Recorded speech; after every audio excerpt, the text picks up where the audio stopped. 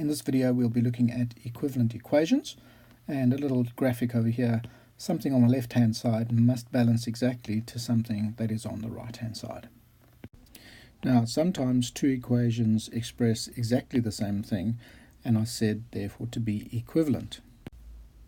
For example, we could say 7 plus 3 is equal to 6 plus 4. So we can say that the left hand side of the equation is equal to the right hand side of the equation. So the left hand side is 10 and the right hand side is also 10. So we can say that this over here is called an equivalent equation, with the left hand side equaling the right hand side. Right, so before we get into any practical questions, examples, two equations are equivalent if you can get from one to the other by repetitively doing one of these 5 things.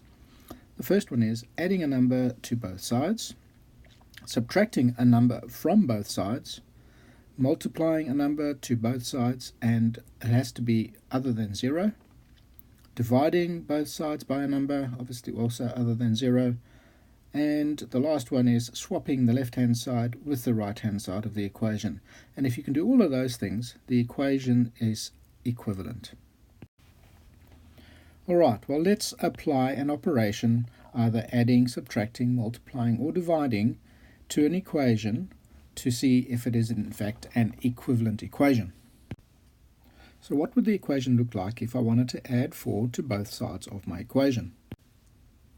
Well, my equation would look something like this. My original equation over here is in black, and the plus 4, or the add 4, which I want to do to both sides, is in the purple.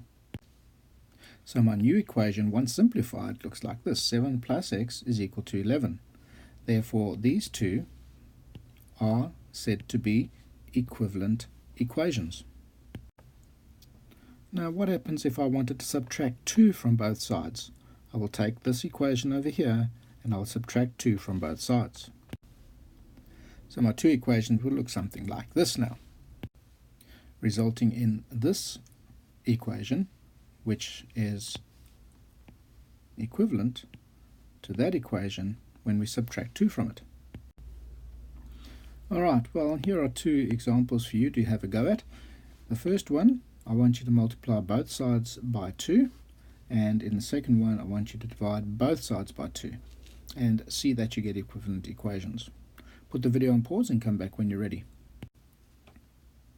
Alright, well here's the first one. So 7x multiplied by 2 is equal to 10 multiplied by 2, and 7x by 2 is 14x, and 10 by 2 is equal to 20. So 14x is equal to 20, and that is equivalent to that over there because we've multiplied by 2. Right, well the second one is just a little bit trickier. So 30 divided by 10, because that's what we need to do to both sides, is equal to 20b divided by 10. And once we simplify these fractions over here, we get 3 is equal to 2b, and therefore this and this are equivalent fractions because we have actually divided both sides by 10. Now sometimes we're asked to show that pairs of equations are in fact equivalent. So there's the first equation and there's the second equation. We need to show that they're equivalent. How do we go about doing that? Well, we need to move from 10 to 20. So if we're going from 10 to 20, what are we doing? We're actually multiplying by 2. So 10 multiplied by 2 is going to give me 20. Therefore 7x multiplied by 2 must also give me 14x. So we've actually proven, by way of just drawing in these arrows and the multiplied by 2, that we've moved from that equation to this equation, and in fact they are equivalent. Alright, well have a crack at these over here. Try and prove that these two equations are in fact equivalent. We've done something to this equation to end up at this equation. Use your arrows to show me and come back when you're ready.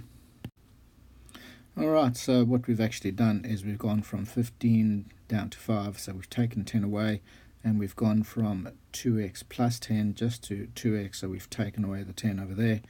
Therefore both sides, or both of these equations, are equivalent to each other by doing the subtract 10 from both sides. And that at the moment is all there is to equivalent equations.